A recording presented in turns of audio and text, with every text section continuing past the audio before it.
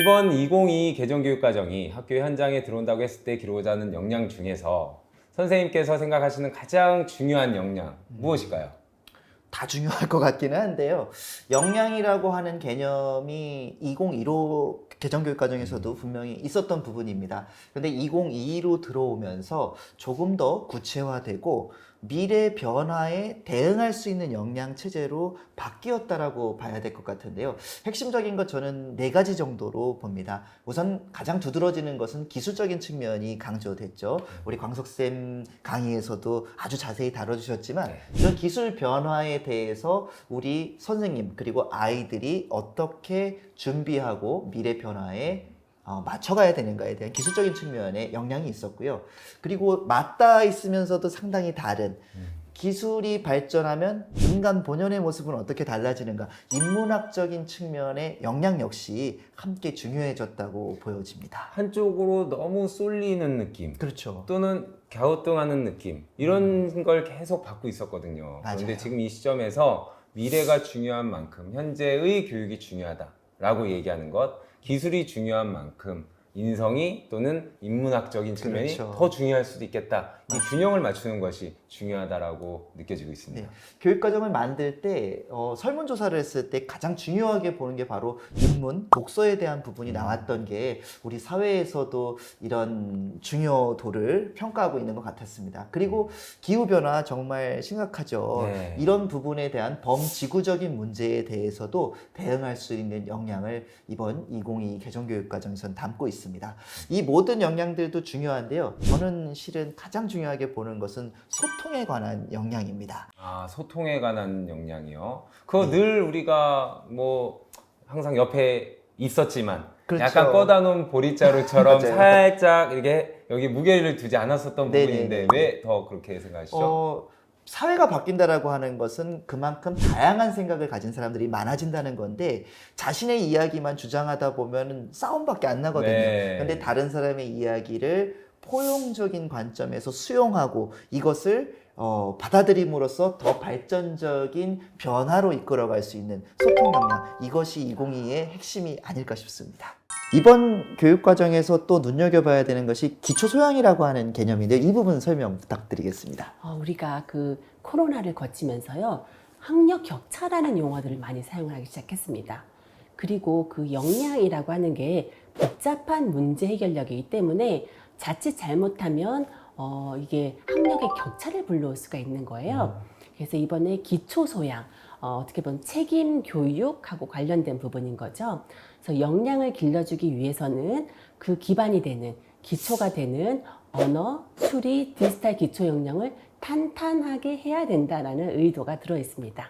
언어 수리는 전통적인 관점에서 소양으로 이해가 되는데 디지털 기초 소양이 들어왔네요, 교수님. 그렇죠. 이제는 예를 들어서 지금 국어 선생님이시니까 우리가 예전에는 문자 텍스트 중심으로 소통을 했었던 거죠. 하지만 이제는 우리가 멀타이모달, 이걸 우리가 어떻게 번역을 해야 될지 모르겠지만 다모드형, 그러니까 여러 가지 형태로 우리가 지금 의사소통을 하고 있단 말이죠. 네. 그렇다면 그것과 관련해서도 우리가 언어 소양을 확장해서 생각해 볼 필요가 있고요. 우리나라에서의 또 디지털 기초 소양은 AI 교육하고도 굉장히 긴밀하게 연결이 되어 있습니다. 그렇기 때문에 우리나라에서의 디지털 기초 소양은 어떻게 보면 정보, 데이터를 어떻게 해석하고 분석을 하고 그 안에서 또 새로운 지식을 창출할 수 있도록 하는지, 어떻게 보면 단순하게 디지털 도구를 활용하는 것에서 벗어나서 디지털 도구를 중심으로 정보를 읽고 해석하고 종합해내는 그런 능력을 의미합니다. 그러니까 디지털의 어떤 활용 역량에만 초점을 두는 것이 아니라 이게 매개가 돼서 전체적인 변화를 이끌어가는 것이라고 이해가 되는데요. 이제 저도 교수님 말씀 듣고 생각을 해보면 국어 교육에서 가르치는 내용들이 체제가 좀 바뀌고 있습니다, 분명히. 과거에는 문자 언어, 음성 언어를 분리해서 가르쳤었는데 두 개가 이제 통합이 되거든요. 문자도 기계가 이미 읽어주고 있고 또 말한 것이 문자로 생산되고 있는 형태들을 보면서 이런 것들이 결국에는 다 융합의 과정들을 거치는 것이 아닌가 생각을 해보게 됩니다. 이런 기초 소양을 갖출 수 있게끔 그런 교육 과정에서 모델이 잡혀가는 것이죠. 네네. 그래서 우리가 교육과정 고시는 2022년도에 이루어졌지만요. 사실은 2021년도에 총론 주요사항이 발표됐습니다. 그래서 그 총론 주요사항에서 우리가 언어, 수리, 디지털 기초 소양을 무엇으로 정의할 것인지를 이제 제시를 하고 있고요. 이런 것은 말 그대로 소양입니다.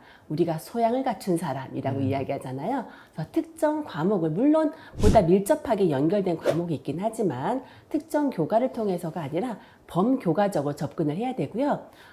교과 교육 과정을 개발하는 과정에서도 이러한 기초 소양이 교과 교육 과정 개발 안에서도 반영될 수 있도록 한 것으로 알고 있습니다.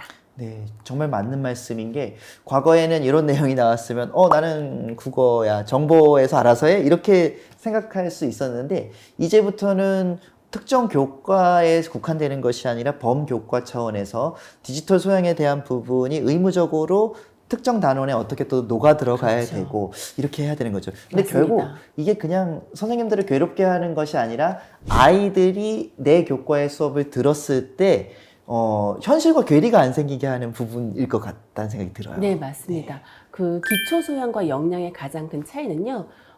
그 역량은 복잡한 문제 해결력이에요. 그런데 소양이라고 하는 것은 일상의 문제를 해결하는 것입니다. 그리고 아까 잠깐 언급했었던 것처럼 우리가 역사를 가르치더라도요. 역사 안에서도 언어 소양, 수리 소양, 디지털 소양을 함양할 수 있어야 되겠죠. 어떻게 보면 그것이 가장 기본이 되는 것이니까요. 네, 지금 역량에 대한 이야기를 쭉 나누고 있는데요. 아직은 약간은 좀 추상적인 차원에서 머무르는 것 같아요. 구체적으로 수업 속으로 우리 선생님들이 이 역량을 갖고 들어오셔야 되는데 수업에서 어떤 모습으로 구현이 될까요? 이번에 포커스는 그 깊이 있는 학습입니다. 어려운 학습이 아니고요. 어떻게 보면 앞서서 제가 계속해서 언급하고 있는 것 중에 하나가 높은 수준의 사고였었거든요. 우리가 역량을 기른다라고 했었을 때 왠지 아이들의 삶과 밀접하게 연결을 시킨다. 우리 아이들의 삶과 연결을 밀접하게 만들면서 우리 아이들의 흥미를 반영하는 그런 수업을 하라는 말인가? 라고 생각할 수가 있거든요. 물론 그것도 맞긴 합니다. 하지만 그 안에서 반드시 높은 수준의 사고가 작동이 돼야 되는 거예요. 앞서서 제가 그 역량 교육이 도입된 배경 중에 하나가 단편적인 지식을 전달식으로, 주입식으로 가르치는 것이라고 말씀을 드렸어요. 그렇기 때문에 우리가 역량을 기르기 위해서는 학생들이 정말 중요한 내용을, 그러니까 어떻게 보면 낱낱이 파편화된 지식을 전달받는 것이 아니라 자신이 사고를 작동시켜서 탐구를 통해서 그 내용을 자기 걸로 만들 수 있어야 된다는 거죠. 그리고 그것을 자기 걸로 만들었다라는 걸 우리는 어떻게 할 수 있느냐? 이 학생이 다른 상황에서 응용할 수 있거나 자신의 언어로 설명할 수 있거나 아니면 국어에서 배웠었던 것을 사회를 배웠을 때 내지는 과학을 배울 때도 전이시킬 수 있어야 되겠죠.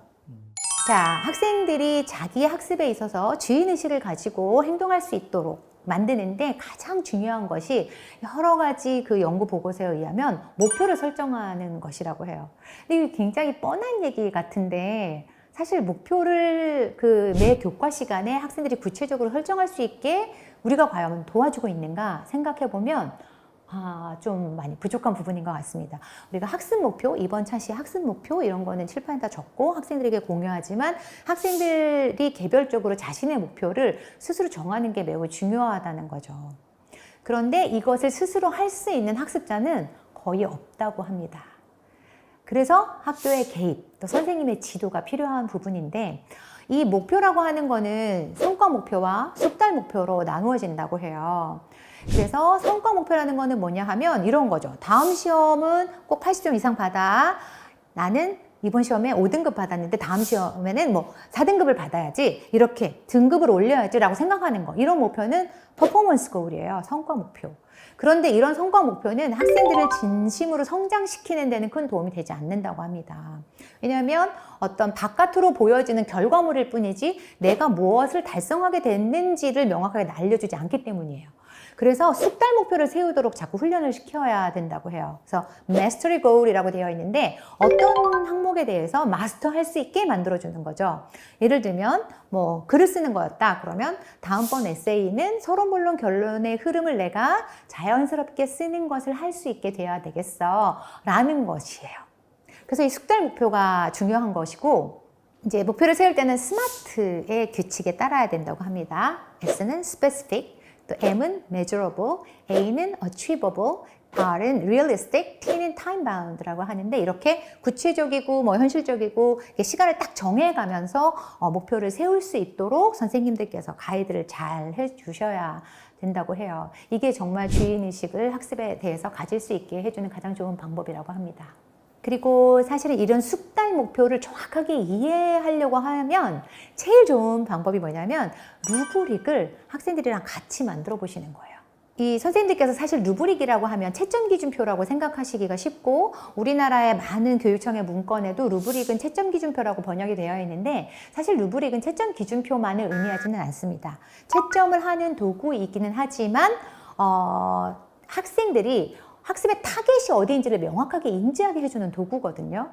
그래서 예를 들면 선생님들 아마 그동안에 이 루브릭을 채점 기준표라고 하는 그런 것을 만드실 때 학생들과 같이 상의해서 만드신 경험은 많지 않으실 것 같아요. 학생들에게 이번에 이제 쓰기하고 뭐 말하기 수행평가를 할 거야. 그런데 쓰기를 한다면 좋은 쓰기, 좋은 글이라는 건 뭘지? 좋은 글의 요소는 뭐지? 그 선생님이 어떤 기준, 어떤 요소를 가지고 채점해야 되는지를 한번 생각해봐서 적어줄래? 그래서 이제 모든 걸로 모여서 이렇게 전지, 포스트잇 전지에 이런 요소들을 학생들이 스스로 추출해보게 하는 거예요. 그래서 지금 가운데 선생님이 보시면 학생들이 쓰기의 채점 요소는 분량, 또 문단별 필수 구성 요소, 또 문법을 정확하게 썼는가, 주제가 잘 드러나는가, 설득력이 있는가, 뭐 이런 거를 잘 충족하는 글이 좋은 글이다라고 협의한 거죠. 선생님들 이해가 되시죠? 아, 맞아. 선생님들도 이런 기준으로 그 쓰기를 채점하실 거 아니에요. 그래서 이런 평가 요소를 명확하게 학생들이 추출을 해보고, 학생들이 추출한 이런 요소들을 칠판에다가 쫙 붙여놓고 다양한 그룹에서 공통적으로 어떤 요소를 언급을 했는지, 또 빠진 것은 무엇인지를 이제 생각을 해가면서 이 각각의 요소와 그 세부적인 기술 내용에 대해서 학생들과 협의하시는 거예요. 그런데 우리가 3월에 채점 기준표를 먼저 제출을 하게 되어 있죠. 그러니까 그 채점 기준표가 학생들이 상의해서 낸 그 의견과 크게 다르지 않을 거예요. 만약에 학생들에게서 나온 의견이 선생님께서 만드신 그 채점 기준표와 상이하다면 그쪽 방향으로 학생들을 유도해서 어떤 요소들이 빠졌는지, 뭐가 더 중요한지를 인식하게 해주면 되는 거죠. 그래서 제가 읽었던 수많은 평가책들과 연구 보고서에 따르면 이렇게 채점 기준을 학생들이 정하는 것이 뭐 고등학생, 대학생, 성인 한테만 해당이 되는 것이 아니고 유치원생부터라고 합니다. 그래서 아주 어린 학생들도 자기가 수행해야 되는 어떤 과제에 중요한 평가 요소가 무엇인지를 인지하고 시작을 하는 게 그 수행을 가장 효과적으로 할 수 있도록 도와주는 가장 강력한 그런 방법이 된다고 하니까 선생님들께서 활용해 보시면 좋겠고요. 저는 학생들이 어떤 과업을 하고 나서는 반드시 리플렉션을 하게 합니다. 그래서 자기의 과업에 대해서 성찰적인 학습자가 되는 것이 자기 학습의 주인인 거죠. 그래서 어떤 것들을 배웠는지를 스스로 이제 정리하게 하는데, 학생들이 첫 번 에세이를 쓰고 나서 이런 거를 적었어요. 우리나라의 배달 문화가 인정하는 그런 문화라는 거를 뭘 발견하게 되었고, 저의 글쓰기의 장점은 경험을 쓴 것이고, 또 개선할 점은 증거를 제시해야 되는 것이다. 그리고 앞으로 어떻게 더 변화할 것인가를 더 배우고 싶다. 이렇게 적었죠. 그래서 장점, 뭐 단점, 또 어떤 걸 새롭게 알게 됐는지, 뭐 매뉴얼이 필요하다는 결론에 도달했다. 뭐를 알아보고 싶다. 문단을 붙여 쓰지 말고 나누어 써야 되겠다. 이런 것들을 확인하는 과정이 내가 배운 것에 대한 주인의식을 갖게 하는 방법입니다. 그래서 성찰적인 학습자로 만드는 것, 이것이 또 주인의식의 핵심이고요. 디지털 소양에 대해서 자세히 들여다보도록 하겠습니다. 2022 개정교육과정에서는 학생 주도성을 계속해서 강조하고 있는데요. OECD 학습 나침반에서도 학습자가 주도성을 발휘하면서 역량을 기르도록 하려면 다름 아닌 기초를 튼튼히 구축해 주어야 한다며 기초 소양을 강조하고 있고, 2022 개정교육과정에서도 기초 소양을 강조하고 있습니다.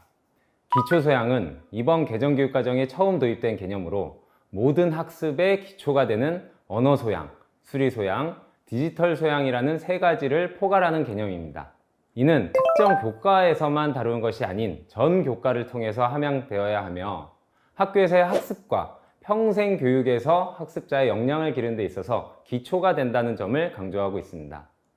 우리는 이번 시간에 2022 개정교육과정의 큰 변화 중 하나인 디지털 소양을 자세히 톱파보도록 하겠습니다.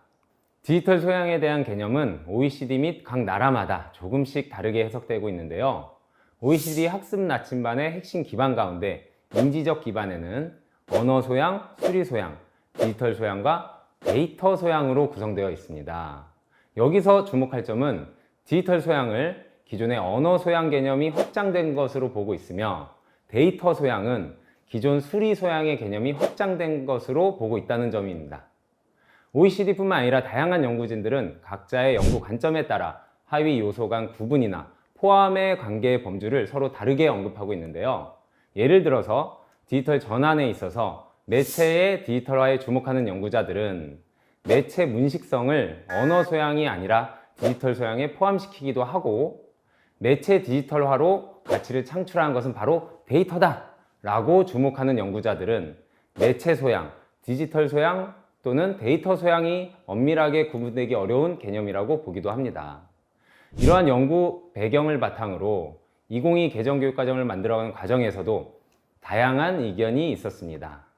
즉, 디지털 소양을 언어 소통 능력의 확장으로 볼 것인지, 정보, 데이터 처리와 해석의 능력으로 볼 것인지 등 다양한 의견 수렴 과정을 통해서 다음과 같이 기초 소양의 세 가지 개념을 정리했습니다. 이번 교육과정의 디지털 소양은 정보 처리와 활용 능력에 초점을 맞추는 개념이고 매체를 다루는 능력, 즉 디지털 리터러시는 확장된 언어 소양 개념의 하위에 있다라고 제시했습니다. 그래서 2022 개정교육과정에서 이야기하는 기초 소양의 정의를 한번 살펴보면요. 언어 소양의 매체라는 부분이 바로 그 부분입니다. 미디어 리터러시를 언어 소양의 하위 부분으로 정의했다는 점. 그래서 디지털 소양은 디지털 기술과 지식에 대해서 이해와 윤리의식을 바탕으로 정보를 수집, 분석하고 비판적으로 이해하고 평가하며 새로운 정보와 지식을 생산, 활용하는 능력으로 정의했습니다. 이는 디지털 자체에 대한 교육과 디지털을 활용한 교육으로 볼 수 있겠습니다. 그렇다면 이제부터는 디지털 소양에서 정의한 부분을 조금 더 구체적으로 무엇을 가르치고 무엇을 길러줘야 할 것인가에 대해서 살펴볼 건데요. 아니, 내가 디지털 교과를 맡은 것도 아니고 내 교과가 어떻게 이걸 가르치라는 거지? 라는 의문이 생길 거예요. 그래서 다음에 2022 교육과정 개정을 위해서 디지털 소양 관련한 기초 연구 자료에 의하면 다음과 같이 디지털 소양 구성 체계를 제시하고 있습니다.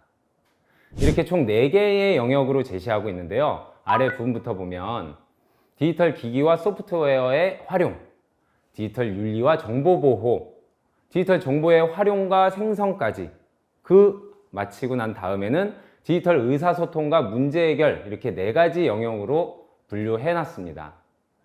구성체계의 각 요소는 별도로 교육이 이루어지는 것이 아니라 하나하나 따로따로 단계를 가지고 가는 것이 아니라 서로 연계성을 가지고 운영되어야 하며 이런 피라미드 구조를 통해서 체계화했습니다.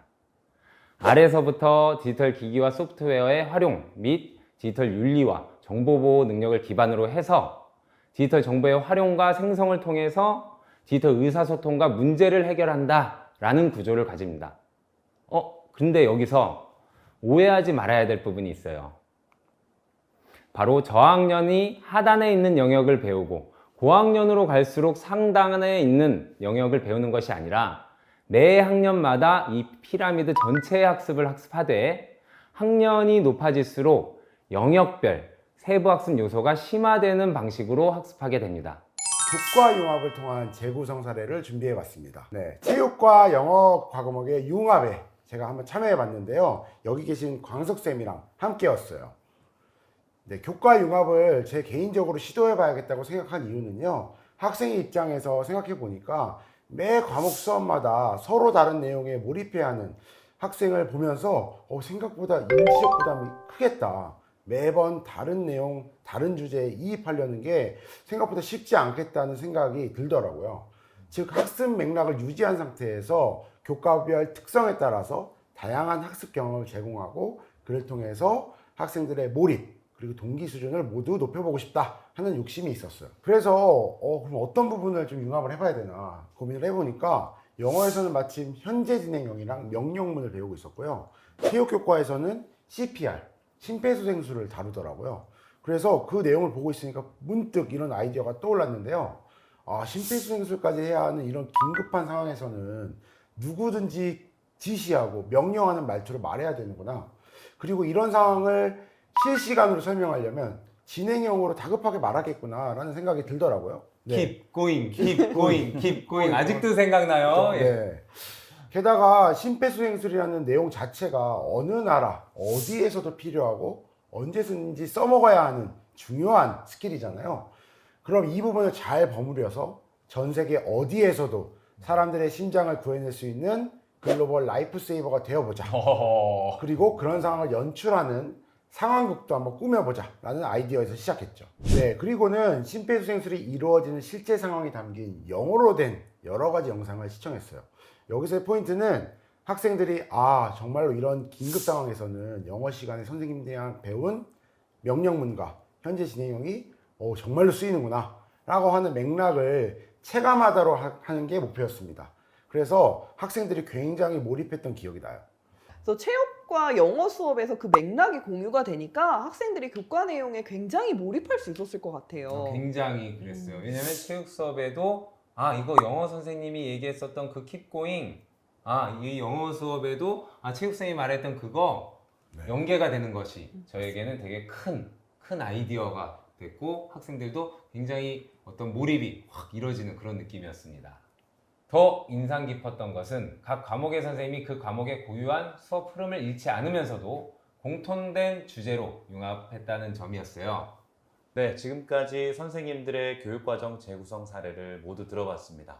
깊이 있는 학습이 눈앞에 펼쳐지는 그러한 느낌이었습니다. 그런데 주의해야 될 점 알고 있나요? 어떤 거죠? 다른 학교의 어떤 이 수업 우리 학교에 그대로 가져다 쓰려고 하면은 네. 언제나 약간의 어려움이 느껴지더라고요. 우리 학교 맥락과 현 상황에 잘 맞게 하려면 언제나 최고의 선생님은 누구? 옆자리. 맞아요. 옆반쌤. 그 선생님들과 다른 선생님들과 동료 선생님들과 함께 협업하고 아이디어 나눠서 그렇게 해보면 좋겠다라는 생각이 듭니다. 저와 함께 앉아 계신 선생님들과 함께 교육과정 재구성에 대해서 들어봤습니다. 다양한 사례들을 선생님께서도 현장에서 적용해 보시고 선생님도 즐거운 수업, 학생도 즐거운 수업을 경험하셨으면 좋겠습니다.